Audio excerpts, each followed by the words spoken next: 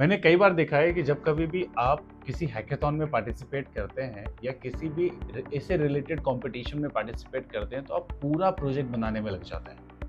अगर आप पूरा प्रोजेक्ट बनाने में लगेंगे, आप समझिएगा 36 आवर का हैकेथॉन है। 36 घंटे के हैकेथॉन में आप कभी पूरा प्रोजेक्ट नहीं बना सकते, इसके चांसेस बहुत कम है। चाहे आप कितने अच्छे कोडर क्यों ना हो, आप या तो फ्रंट एंड पे बहुत अच्छा ध्यान दे पाएंगे या तो बैक एंड पे बहुत अच्छा ध्यान दे पाएंगे, बट पूरे प्रोजेक्ट पे एक जैसा फोकस करना इज वेरी डिफिकल्ट। तो आपको कुछ पॉइंटर्स मैं आज बता रहा हूँ जो कि आपके लिए बहुत काम के हैं। ठीक है, इसके पहले मैंने एक वीडियो अपलोड किया है जिसमें मैंने पूरा मेंशन करा है कि किन प्रॉब्लम स्टेटमेंट्स पे हमें काम करना है और किन प्रॉब्लम स्टेटमेंट पे माइक्रोसॉफ्ट जैसी कंपनीज के हैकेथॉन आने वाली है। अभी हम जो बात कर रहे हैं वो ये है कि हमारे पास में अगर एक आइडिया है और अब हम उसको हैकेथॉन में डालना चाहते हैं, उसके साथ पार्टिसिपेट करना चाहते हैं, तो सबसे इंपॉर्टेंट चीज हमारे लिए क्या रहेगी? तो सबसे पहला, आपके पास में एक अच्छी टीम होनी चाहिए। What is the definition of team? ज्यादातर हम बोलते हैं कि लाइक माइंडेड लोगों की टीम हायर कर लो। लाइक माइंडेड लोग कुछ नहीं होते। मे बी अगर कोडर हूं और मैंने अपने साथ में अपने टीम मेंबर को कोडर ले लिया तो बेसिकली मुझे कोडर की जरूरत नहीं है। अगर मैं बैकएंड डेवलपर हूं तो मुझे फ्रंट एंड वाले की जरूरत है। अगर मैं पाइथन में अच्छा हूं तो मुझे यूएक्स और यूआई वाले की जरूरत है। या फिर हो सकता है कि मैं किसी पर्टिकुलर टेक्नोलॉजी में वीक हूं, मुझे अपना वीक पॉइंट जो है उसको देखते हुए एक टीम मेंबर को चूज करना है। यहाँ पर फ्रेंडशिप को और इन सब चीजों को थोड़ा आप साइड रखिएगा। ठीक है, तो आपको सबसे पहले अपना एक ऐसा साथी चुनना है जो आपके वीक पॉइंट पे जिसका स्ट्रॉन्ग पॉइंट हो।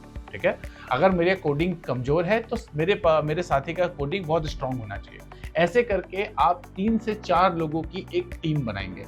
हर एक मेंबर की अपनी स्पेशलिटी होना चाहिए। एक प्रेजेंटेशन में स्ट्रांग होना चाहिए, एक फ्रंट एंड में स्ट्रांग होना चाहिए, एक बैक एंड में स्ट्रांग होना चाहिए। सबकी अपनी स्पेशल, एक रिसर्च में स्ट्रांग होना चाहिए। तो ये सारी स्पेशलिटी जब आपको मिल जाए तब आप एक अपने आइडिया के ऊपर एक बेहतरीन टीम ढूंढिए। टीम को ढूंढने के बाद में दूसरा सबसे इंपॉर्टेंट फैक्टर आपके लिए है कि आपको एमवीपी तैयार करना है। आप पूरा प्रोजेक्ट बनाने की कोशिश मत करिए। जब कभी भी आप पूरा प्रोजेक्ट बनाने में जाएंगे आपका टाइम बहुत लगेगा।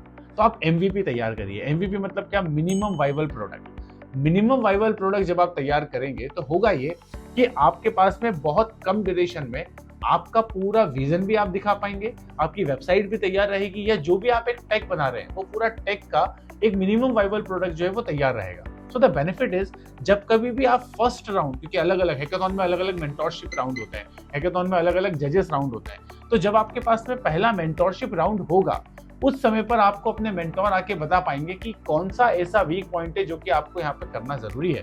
लेकिन अगर आप अपना प्रोजेक्ट एमवीपी तक लेके ही नहीं जा पाएंगे पहले मेंटोर राउंड तक, तो आपके लिए सबसे बड़ा चैलेंज ये आ जाएगा कि आपको मेंटोर सही गाइड ही नहीं कर पाएगा।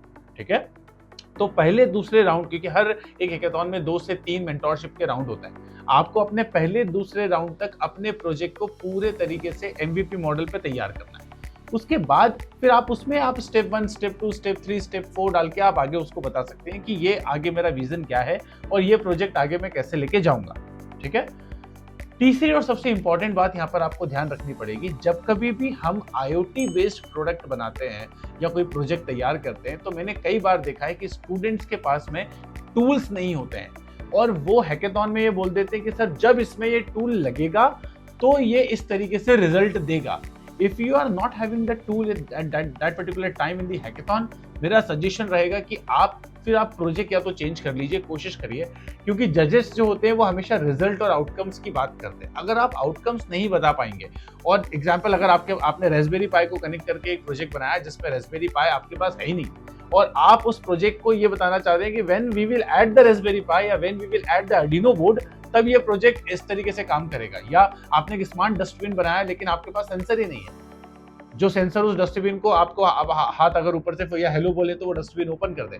अगर आपके पास में वॉइस रिकॉग्निशन का या फिर ऐसा कोई भी सेंसर ही नहीं है, it will be very difficult for you to convince the जजेस। तो आपको ये कुछ चीजों पे बहुत ज्यादा ध्यान रखना है। पहली चीज जो मैंने आपको बताई आप उसको नोट करके रखिएगा।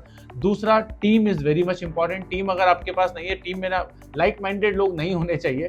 लाइक माइंडेड पर्सनालिटीज चलेगी, आपका बिहेवियर लाइक माइंडेड हो चलेगा, बट आपके स्किल सेट जो है वो अलग होने चाहिए, आपकी स्पेशलिटी सबकी अलग होनी चाहिए। इन छोटे छोटे पॉइंटर्स को आप ध्यान रखिए और अपना कंपटीशन अगर 36 घंटे का है तो आप उसको 24 घंटे लेके चलिए।